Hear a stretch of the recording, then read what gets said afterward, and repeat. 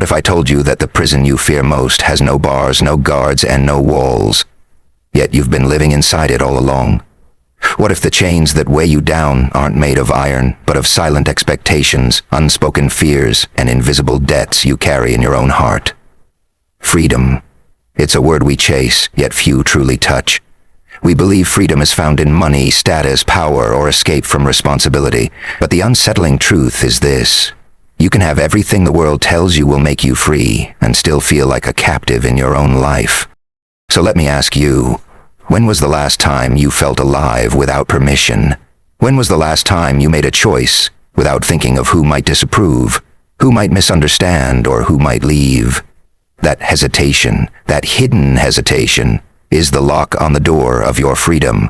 And until you understand what really holds it shut, you will always live as a prisoner in plain sight. We are taught from the very beginning that freedom is something granted to us, something earned, or something waiting out there in the world if only we achieve enough, prove enough, or fight hard enough to obtain it. As children, we associate freedom with growing up. No one to tell us when to sleep, what to eat, or how to act. As adults, we link it to money, careers, social status, or power, believing that if we can just gather enough of these things, we'll finally be free. But that's a lie. What we often overlook is that the deepest form of captivity is not imposed by governments, laws, or even the people around us. It is imposed by the invisible strings that control our minds. Those strings are woven from fear, guilt, shame, and the desperate hunger for approval. And no matter how many achievements you pile up, if you are still dancing to the pull of those strings, you are not free. You are just a puppet who looks convincing enough to be mistaken for a master. The world reinforces this illusion by rewarding conformity. When you behave as expected, you are praised. When you fit in, you are accepted. But when you step outside of that invisible line, you face resistance, criticism, and rejection. And so most people never even question the bargain they have made, trading authenticity for safety, individuality for belonging, self-respect for validation. This is where the conflict hides.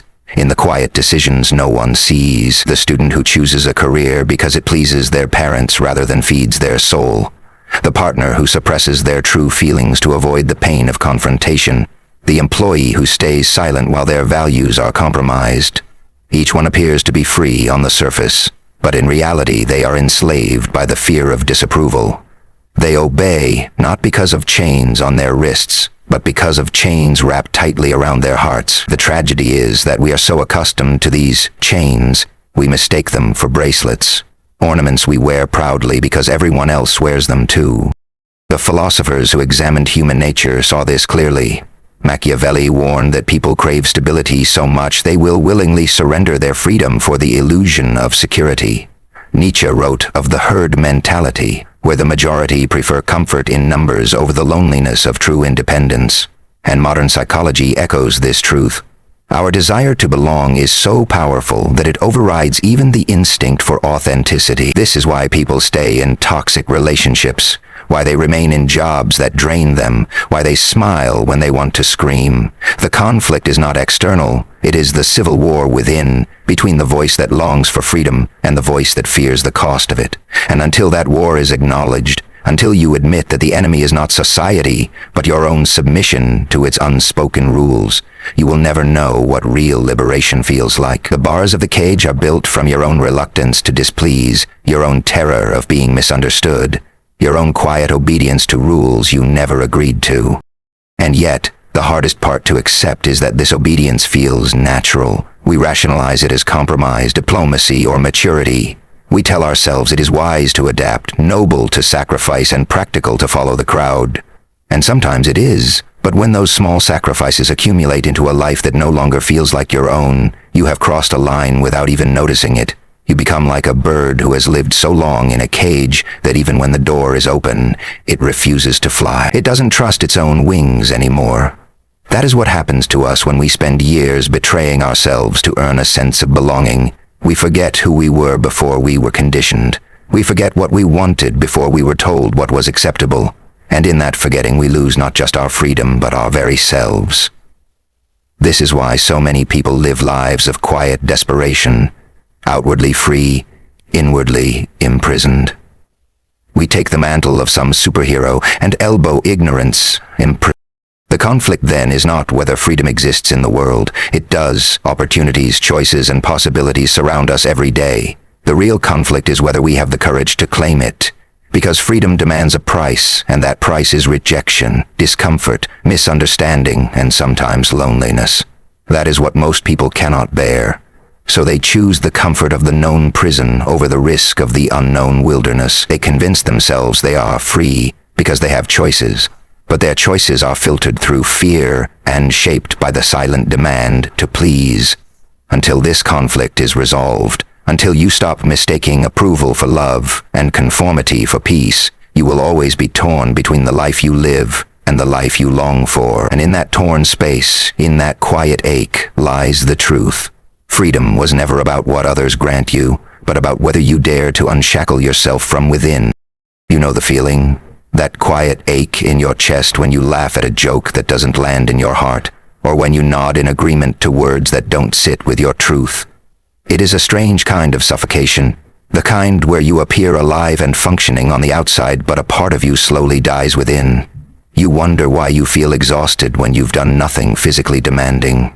It's because wearing masks is heavy work, pretending to be who others want you to be, filtering every thought, hiding every wound. It is labor that drains your soul. And yet, you keep doing it, because the alternative seems worse. What if they see the real you and turn away? What if your honesty costs you their love, their respect, their presence? This fear breeds silence, and silence builds a cage that is harder to break the longer you remain inside. What hurts most is not what others do to you, but what you do to yourself in the name of keeping peace. At first, it doesn't seem like a betrayal. It feels like compromise, like wisdom, like maturity. You tell yourself, everyone sacrifices, everyone bends, everyone hides. And it's true. Society praises you for it. They call you easygoing, agreeable, responsible, but deep down, there is a gnawing emptiness. Because every time you say yes when your heart whispers no, you lose a small piece of yourself. And those small pieces add up. Years pass and suddenly you look in the mirror and cannot recognize the person staring back. You have the job, the family, the friendships, maybe even the applause, but when the noise fades and the room is quiet, you realize you are surrounded by people who love the version of you that doesn't even exist anymore. They love the mask, not the face. They love the performance, not the soul. And you feel lonelier in that room full of people than you ever did when you were truly alone. This is the breaking point, the fracture, the night when you can't fall asleep because the weight of your own silence presses against your chest. The day when you finally admit that the approval you've been chasing feels like poison in your veins. Some people experience it after heartbreak, others after losing everything they thought made them valuable, and some simply after years of carrying a heaviness they can no longer explain. You wake up one morning and realize that the life you've built isn't yours. It's a carefully constructed illusion designed to avoid rejection. The promotions, the relationships, the smiles, they all seem paper thin. And in that moment, the truth whispers, almost cruelly, this isn't freedom, this is survival. You begin to understand that freedom was never stolen from you.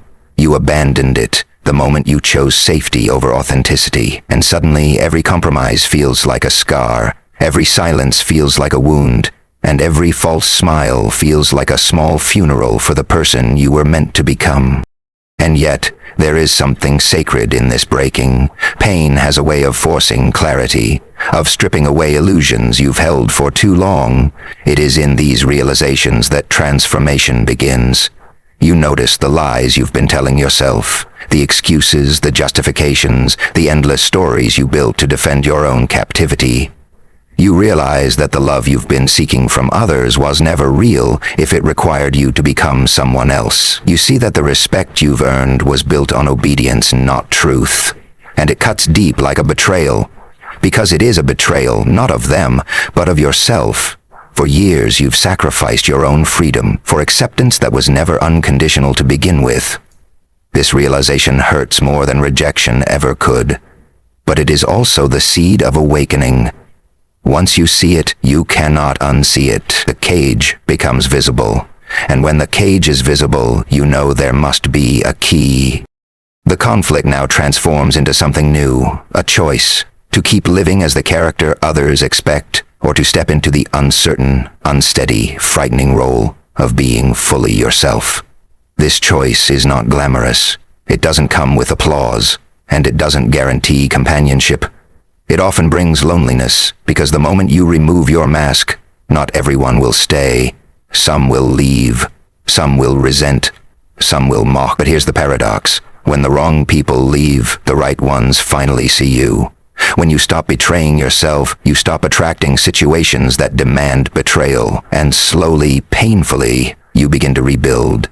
You speak words that cost you relationships but give you back your dignity. You choose paths that confuse others but make you feel alive. You find silence more comfortable than fake conversations. You rediscover your own voice in the ruins of a life that was never really yours. And for the first time, you realize that the prison door has always been open. You simply needed the courage to walk through it. Awakening rarely comes in the form of thunder, lightning, or sudden revelation. More often it arrives in whispers, in small moments of honesty when you finally stop running from yourself. It might be during a walk at dawn, when the silence of the world is so complete that your thoughts echo louder than ever before. It might come after a failure that strips you of pride, or after a heartbreak that leaves you too tired to keep pretending. It might come after a fire that leaves you too tired to keep pretend. Awakening is not glamorous. It feels raw, vulnerable, even frightening. You begin to notice how many of your actions were driven not by desire but by fear, not by truth but by habit. And yet, in this painful awareness lies a strange kind of light, fragile but undeniable. Like the first crack of dawn after a long night, it doesn't blind you, but it shows you just enough to see that there is more than the darkness you've grown used to. This is the moment you realize that freedom is not something you demand from others. It's something you grant yourself by refusing to keep lying to your own soul. At first, this awakening is lonely, because once you begin to see the patterns, you also begin to see the people who thrived on your blindness. You recognize relationships that depended on your silence. Careers that survived on your obedience, friendships that lasted because you played a role. When you stop playing, the scripts fall apart. People who loved a version of you that bent and compromised may resent the one that finally stands tall. This loneliness feels like punishment, but it is not. It is purification. It is the silence you must walk through to find the voices that resonate with your truth. In those early stages, solitude becomes both your curse and your teacher. You sit with yourself and feel the weight of all the years you abandoned who you were. And slowly, you begin to forgive yourself. Awakening is not about blaming the world for caging you. It is about admitting you held the keys all along and finally daring to use them. There is an unmistakable strength in scars. They are reminders that you were wounded, yes, but also that you healed.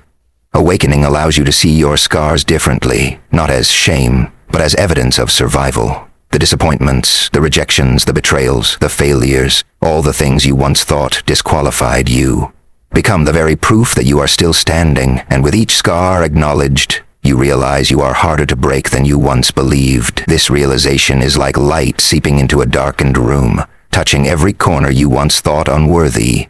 You begin to carry yourself differently, not because you are trying to prove your worth, but because you finally understand it is not up for debate. The awakening is not arrogance. It is not rebellion for rebellion's sake. It is simply remembering who you are before the world told you otherwise. And that remembrance is the root of true freedom. The deeper the awakening, the more you begin to see silence as a source of power rather than a void. Before, silence was terrifying. It meant loneliness, disconnection, insignificance. But now, in silence, you hear your own voice again, steady and calm, unshaken by the noise of the crowd. You begin to value solitude not as isolation but as clarity. In solitude, you can hear the sound of your own thoughts without interruption. In solitude, you can finally ask yourself, what do I want? Not what do they want? And when you act on the answers that rise from that silence, you feel a liberation no amount of applause could give you. It is in these moments of solitude that you realize the truth. Freedom was never about running away from the world. It was about returning home to yourself. And when that realization takes root, something shifts permanently. You stop asking for permission to exist as you are. You stop performing for validation. You stop apologizing for your presence. You start walking into rooms differently, not louder, not with arrogance, but with a quiet certainty that you are enough. The masks fall, the chains loosen, and though the world may still test you, it no longer owns you. Awakening is not about becoming invincible.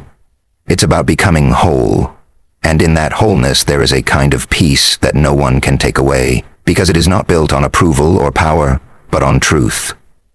The light that enters through your scars, the silence that steadies your heart, the solitude that guides your steps. All of it weaves together into the first true taste of freedom. And once you taste it, you know you can never go back to the cage you once called home. Freedom is not found in the applause of the crowd, nor in the recognition of your efforts, nor even in the comfort of those who claim to love you. Freedom is discovered the moment you no longer betray yourself to hold on to those things. The most difficult truth to accept is that the world may never fully understand you, may never celebrate your authenticity, may never offer you unconditional approval, but that is no longer your concern. You begin to see that the hunger for validation was the real prison all along. When you awaken to this, you stop wasting your life polishing a mask for others to admire, and instead you begin to embrace the raw, unfiltered face of your own soul. The applause you once craved starts to feel hollow, unnecessary, even dangerous, because you realize it was never about being loved by many. It was about learning to stand whole, even if loved by none. That shift is the foundation of inner liberation, a revolution not against society, but against your own self-betrayal. The revolution of freedom is quiet, almost invisible to the outside world. No one may notice when you decide to stop explaining yourself endlessly, or when you begin saying no without guilt, or when you start walking away from conversations that diminish your spirit. But you notice. The weight you've carried begins to lift. The nights that once felt suffocating with regret and confusion now hold a stillness that soothes you. Freedom doesn't arrive with fireworks. It arrives with breathing easier, sleeping deeper, speaking truer. It is not in the absence of fear, but in the decision not to let fear dictate your steps anymore. And though the world around you might not change, your relationship with it does. You no longer move as a prisoner waiting for permission. You move as a soul who has finally claimed the right to exist. This is the revolution, an uprising so subtle that only those who have also freed themselves will recognize it in your eyes. The world will still test you, make no mistake. Old patterns will try to return. People will still project their expectations. Society will continue to reward conformity. Freedom does not mean you will never feel the pull of those chains again. It means you will recognize them for what they are and refuse to wear them. You will encounter criticism, misunderstanding, and sometimes even hostility. But here lies the difference.